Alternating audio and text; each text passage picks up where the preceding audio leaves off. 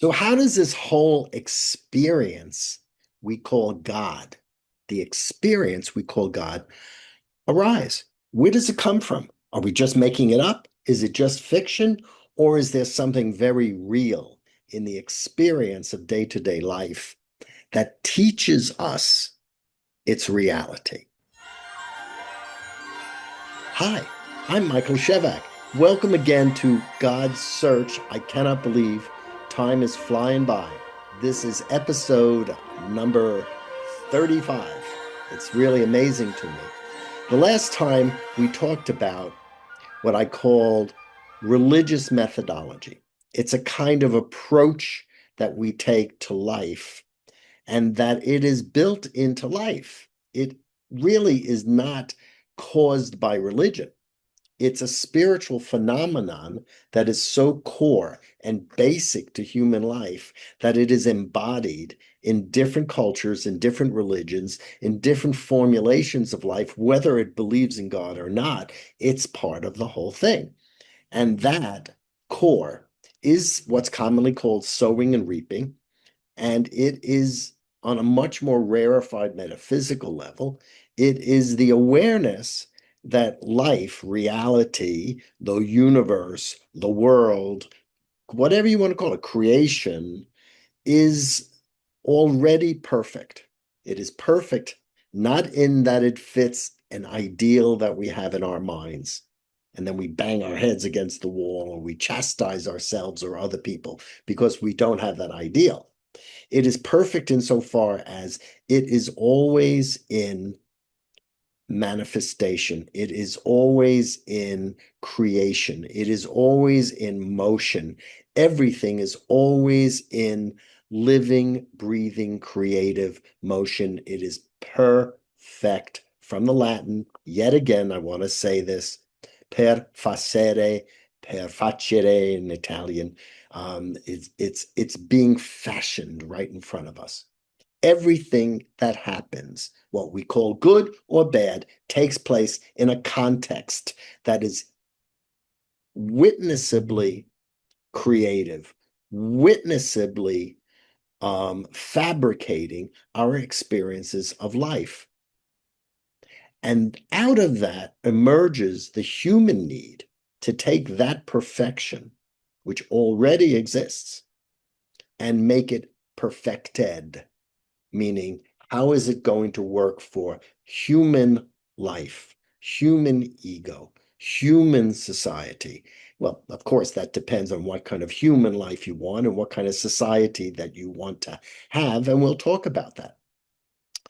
Because as you, in the covenantal vehicle that we're discussing, learn to cooperate, sow and reap, align yourself to the forces and the order of how life operates for good, how life operates to give you the experience called God. As you learn how to do that, you begin to see that you are a part of the reality that you are transforming. You are a living piece of the universe in which you are operating. It's not just that there is this set design on the theater and you walk in as a player. No, the set design includes you. It includes the capacity within itself to develop a kind of self-awareness, which then can distill down and particularize down and densify and flesh itself in the amazing, amazing creature called the human being. Right? Life already has within it the capacity to have produced something as remarkable as ourselves. It is perfect, but it's up to us to realize in our own unique way that perfection and translate it into a perfect ability, meaning to render life for human consumption in a way that is pleasant and works for us, right? That is what we call free will, the ability to do what nature, with a small n, can't do for itself without us. to create things that are only there because they serve humankind and they don't necessarily have to serve anyone else. The ability to be selfish is one of the signs of godliness. Mostly it's considered to be an immoral act, but actually it's only when it's misused. Selfishness is a sign of, shall we say, goddishness. Now, this whole experience of taking what is perfect, what is already granted to us and given to us, which is a perfectly designed, ordering and creative life, and making it more perfect, implies an amazing mystery. We've touched on it, but we've not gone deeper, and now we're going to go deeper. At the very beginning of God's search, we talked about the fact that where there is a missing piece of knowledge, there is conflict. Wherever there is conflict, there is a missing piece of knowledge. That means that where there is a conflict, slow down. Take your time. Wait, look, inquire, enter into the adventure of searching for the missing piece of knowledge so that when you use your supernatural creativity to alter reality for human selfish needs, meaning to make life perfected for human life and human society, if you enter into it with an awareness that missing knowledge will produce a less than ideal good, okay, a less than the highest possible good, you will be very cautious when you make decisions. You will be very cautious when you agree to contracts in a business deal. You will be very cautious when you enter into relationships with other people, including romantic relationships. You'll be very careful to set proper boundaries and proper terms. Okay? Now, when you do enter in this living, breathing, cooperative relationship between yourself and life, you will notice what goes wrong. And as I said last time, you can go back, you can basically look at the value priorities and the relationship priorities, which we've already discussed, and you'll see which ones were not in the right order or which ones were forgotten. That was a general guide that you could consult to give you some quick answers on why shit happened. Okay? It's useful. But the most important thing is to engage the living process of real time. You see, so many of the things that we do, we play little mental games of worry.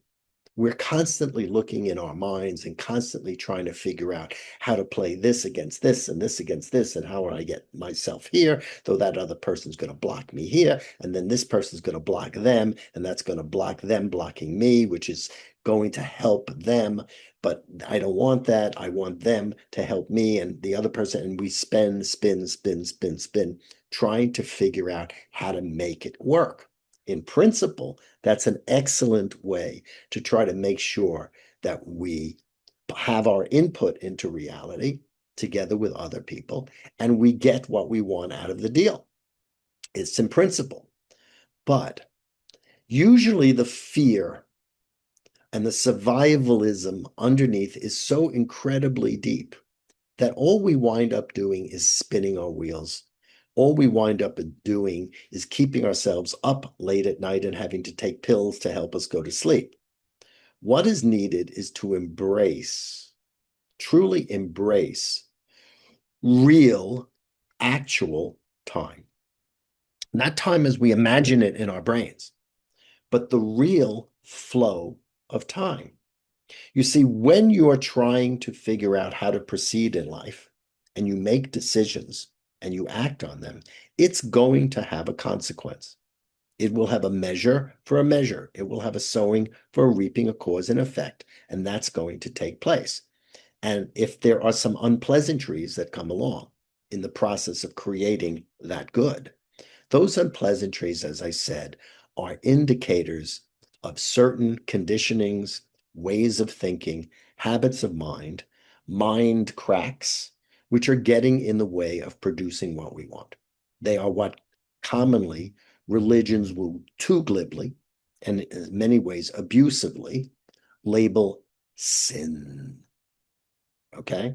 And that's why the religious methodology pops out, because our own input into the creative system reveals to us our own flaws, our own impediments, our own imperfect understandings, our own lack of knowledge. And that allows us to Sunday morning quarterback and take a look at ourselves and say, yes, yes, it could be different. I could have had a V8. I could have had a V8. Okay? Now, the reverse is also true. If in the process of thinking something out, there arises a conflict with another person, or a conflict between one group and another group, such as two different religious groups, or between one nation and another nation, or one corporation and another corporation. It doesn't make a difference what the scale is. Where there is a conflict, because it is an indication of an incorrect use of human knowledge, or a lack of human knowledge. Incorrect meaning you are missing boundaries, or a lack of knowledge where you refuse the boundaries or you don't even know what they are. Because of that, if you are in discussions with other people, in discussions on the inside with other aspects of yourself, right? Different nations, different religions, all the horrible political terrors that we have to live through and listen to bombarded in the media. If we just say, aha, this is less than pleasant, this is less than good, something is missing, let us slow down and let's take some time. What will happen is the religious methodology begins to give way to the experience called God. And indeed, it is an experience that for many was rightfully called God.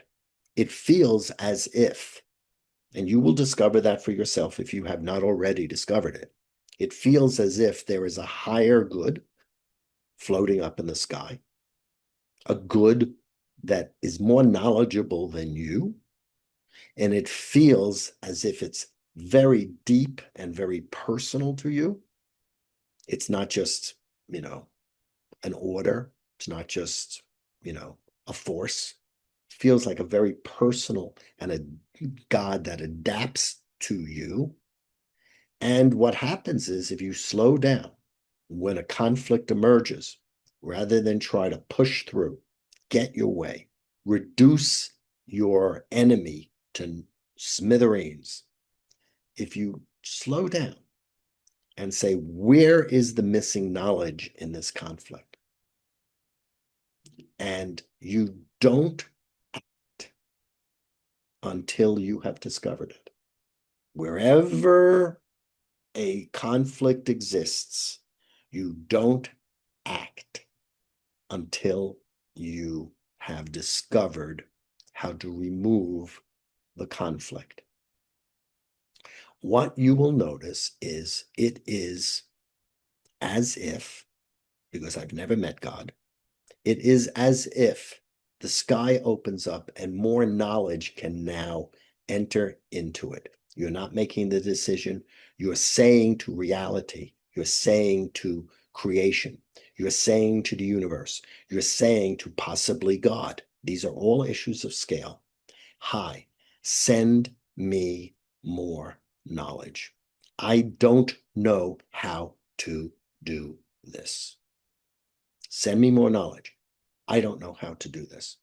Now, when you do that, knowledge will come. It is always sent. It can be from the funniest vehicles. You can be driving along and pass a billboard that speaks to your heart.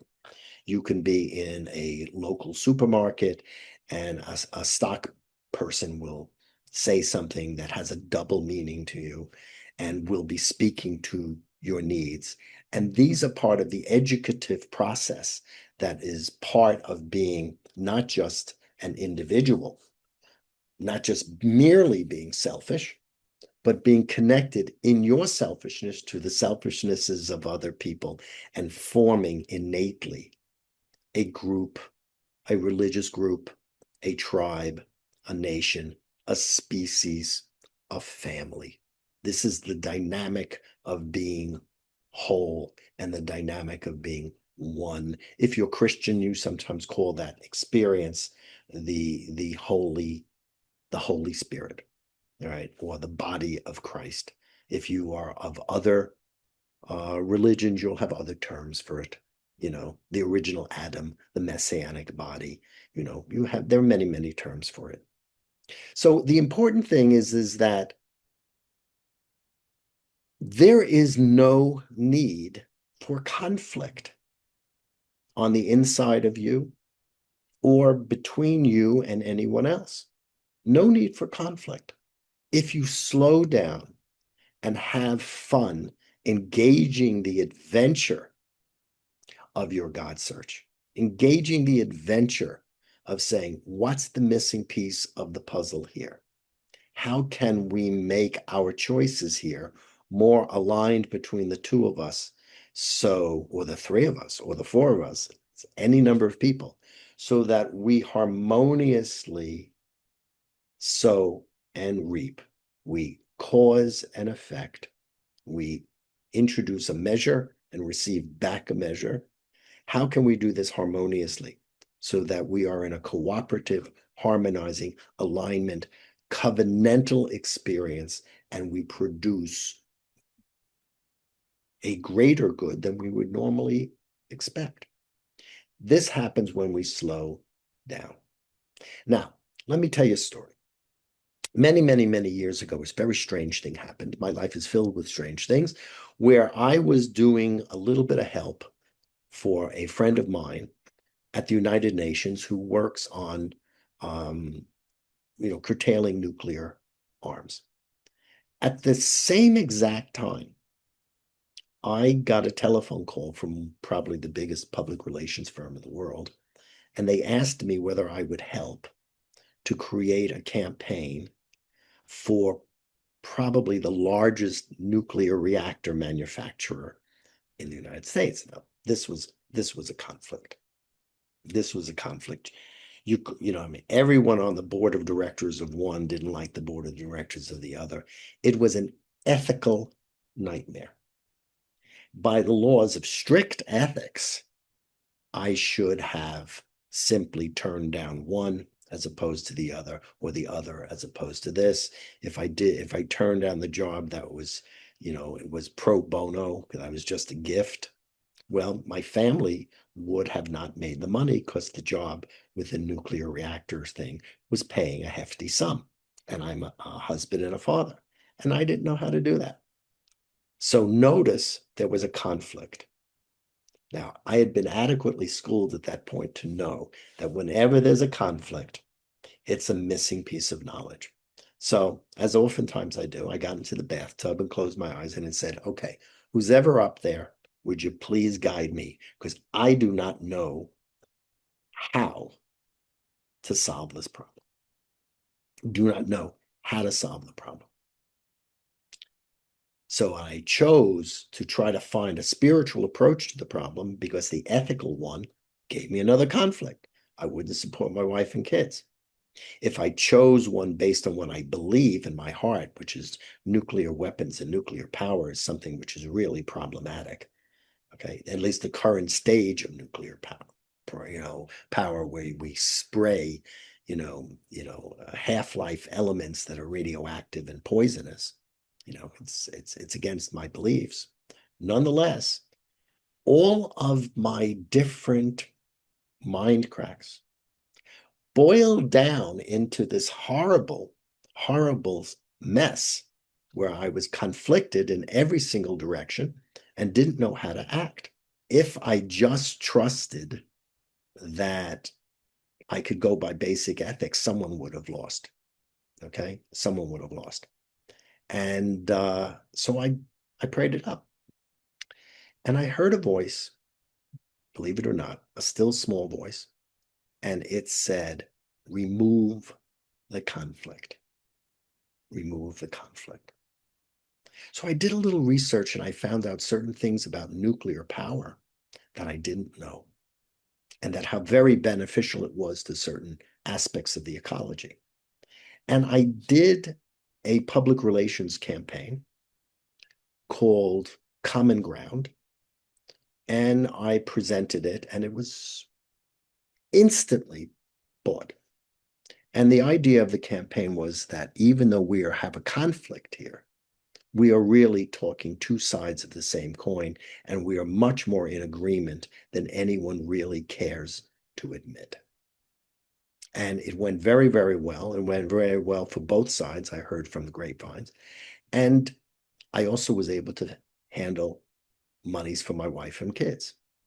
So here's an example, is that when you have a conflict, and then when you have something which is impossible to negotiate because your mind cracks and your forms of manifesting are so completely locked into pre-existent thought processes, and even the formulas of what is ethical and how you manage these things would not work for the maximum good. If you stop and you have a living dialogue with life, a living dialogue, and ask who's ever up there, send me more knowledge, you will find there is a responsiveness of life to you. It will bring you more knowledge. It will bring you the missing pieces of the puzzle, so what you wish can take place easier and more harmoniously, and your mind cracks can get annealed. They will close down. And instead of creating situations like I did, where you have multiple aspects of you, multiple Michael Shevacks that are warring with each other, you can begin to act in a more harmonious way. And some of the conflict, as we said last time, between what is practical and what is ideal can be eliminated in real time. You can go inward and think about it, but going to war on the inside doesn't work. What does work is an openness to the unknown, the adventure of the unknown, the healing of the unknown, that there is something beyond us that is more knowledge than us, that is the unknown. This may be the unknowable God. For instance, in Islam, la ilaha illa Allah, there is nothing, there is God and only God. Only God is God. It's the adventure of the mystery of God. If you are a religion like Christianity that believes this mystery to have been fully revealed in the figure of Jesus Christ, it is nonetheless the mystery of the Trinity of which he is a part, a mystery of knowledge beyond our knowledge. It is the acknowledgement of a supreme humility that is the part of every human life. Supreme humility. This is how you solve individual problems, group problems, national problems, economic problems, is instead of duking it out and trying to annihilate your enemies, you realize your enemy is a mirror of a missing piece of knowledge in you, and you treat them with that gift, because God, or the experience of goodness, that reality, that experience, that creation, that living being under and beyond creation, is bringing you a missing piece of yourself, where that conflict reveals in you the puzzle piece that's necessary to complete you, so that you can experience unity, one of the aspects of the God experience. You can experience a greater truth, another aspect of the God experience. And you can experience a greater, more harmonious weaving of cause and effect and actions and reactions, so that our actions as creative beings within the ultimate creative being, life itself, produce more perfected results. We take the perfection that exists, which is its nature, and we add to it more thoughtful, more complete human actions, and they produce better results. We get what's called progress. You will notice in this world, if you take a look at the politics out there, wherever there is a conflict, you will find ghastly arrogances, ghastly assertions of supreme knowledge and supreme will and stubbornness and all of the politics that goes with the lack of actual humility. It's a disgrace. It is, and on top of that, you will also see them continuously calling on the word God, that most dangerous G word, podcast number 1, that most dangerous G word, to justify their incredibly arrogant stances. Now, arrogance has a good point too, and it's good to take a very strong, firm viewpoint so that people know who you are. But to assume your viewpoint is the viewpoint is to make yourself a mere individual into God, to make you the Messiah, make you the perfect prophet, okay? Outside of context to the fact that there is an unknowableness here, a mystery here, something which remains incomplete to us, mere mortals.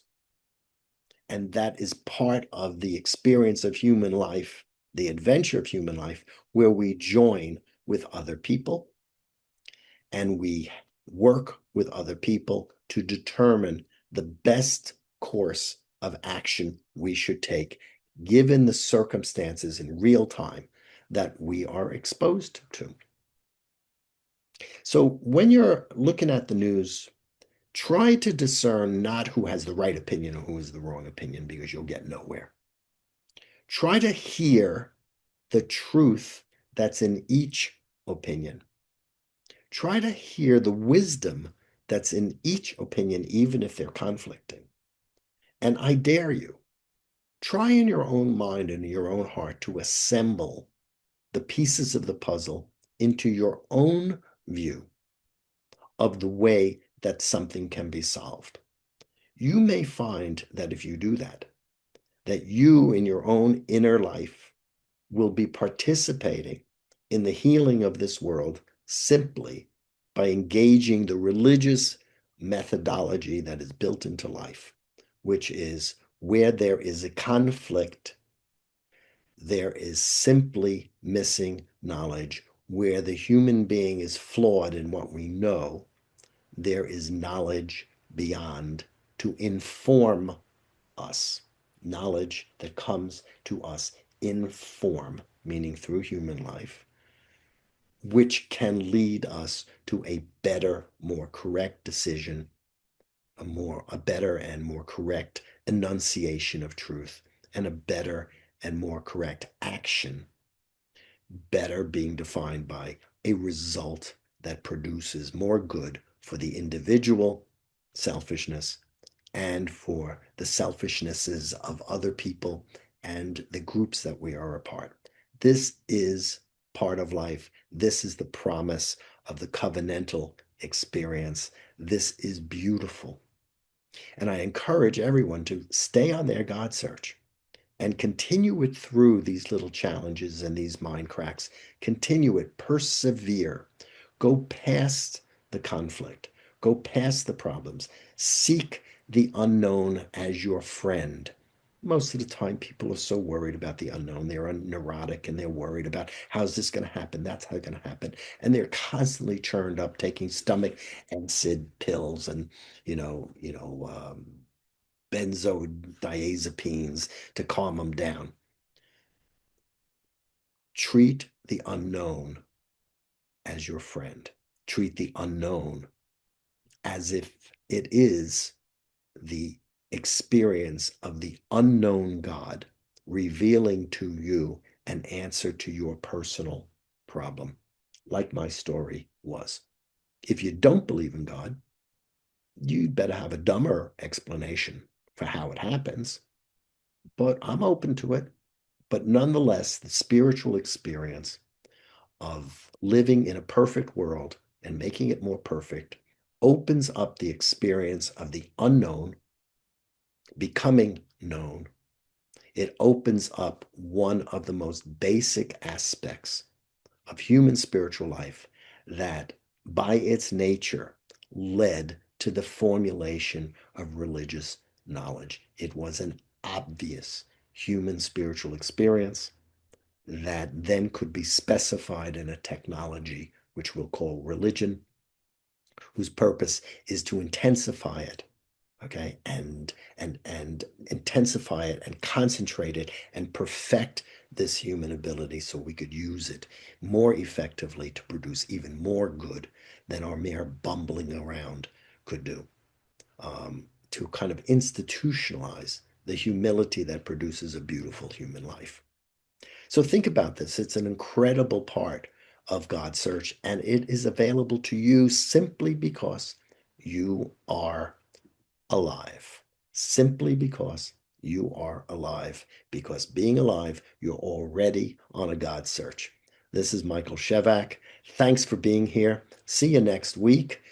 Uncover God, discover God, and if you engage the God search process spiritually, you will regain the spiritual foundation underneath the religion that you may have walked away from, and you will recover God and maybe even recover the beauty of the religion that you were born into and help grow that and expand and progress and evolve that. So it becomes a beautiful statement, a beautiful book, a beautiful learning that's available for all people, taking the unknown and expressing it in a beautiful language of what is known for everyone to benefit from who wants to learn.